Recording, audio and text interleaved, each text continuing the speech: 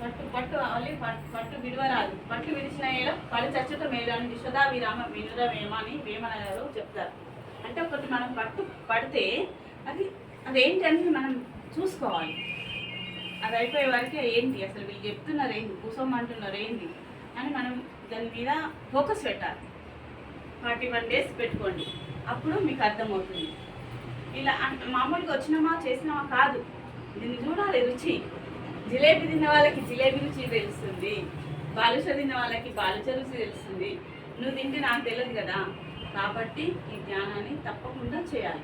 ఈ ధ్యానం వల్ల మనకేమవుతుందంటే 100 జన్మలు ఎత్తేది ఈ ఒక్క జన్మలో మనం తీర్చుకుంటామంట.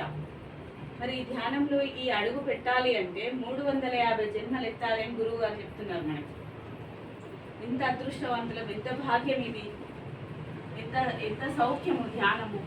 మనం ఏంటంటే ప్రాపంచికంలో కనబడేదానికి మనం దానికి ప్రత్యేకత ఇస్తున్నాం, ప్రాముఖ్యత ఇస్తున్నాం. కనబడేదే కరెక్ట్ అనుకుంటాం ప్రతిదీ. లోపల ఏదైతే బయట ఉందో అదే మన లోపల ఉంది. పంచభూతాలతో మనం తయారైంది ఈ బాడీ, ఈ శరీరం. ఈ శరీరాన్ని పంచభూతాలతో తయారు చేయబడింది.